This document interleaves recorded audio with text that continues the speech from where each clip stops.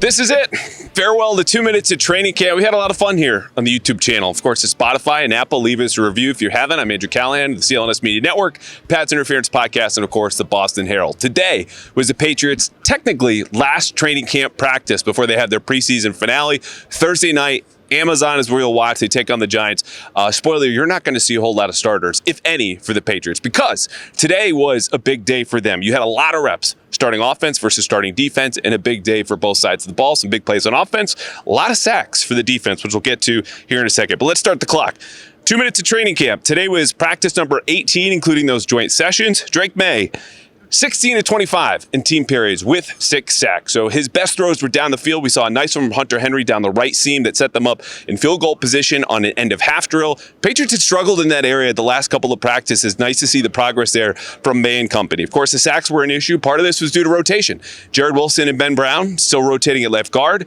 Ben Brown kind of horning in at some snaps at center as well. We saw him replace Garrett Bradbury for stretches. Those two positions still unsettled here as we close the summer. Every team has a couple positions they don't know about. For the Patriots, those are their big two. Out wide, Mac Hollins, Chaisson still starting ahead of Stephon Diggs. Now, because the Patriots are still missing receivers, Efton Chisholm, Javon Baker, and Jalen Polk are still out, a lot of these guys also rotated with the second team. But it was notable that half of Stephon Diggs' 4 catches today came from Joshua Dobbs, something to keep an eye on.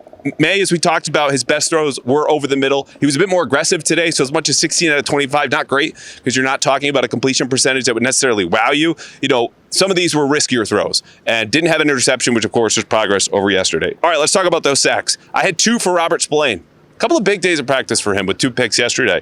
1.5 for Christian Barmore, split that half with Milton Williams, and then extra sacks for Keion White, Jabril Peppers, and Harold Landry. Let's stay with Keion White, though, because for a second straight day, he was replaced in the starting defense by Chaisson. Yesterday was just a couple of reps. Today was the whole practice. They ended with defenses on separate fields. The backups over here to my right and the starting unit off to my left on a separate field. Keion White was with the backups. Chaisson was not. Only one pass breakup in the secondary. That belonged to Alex Austin, who's had a really good camp, and we'll end on a special teams note.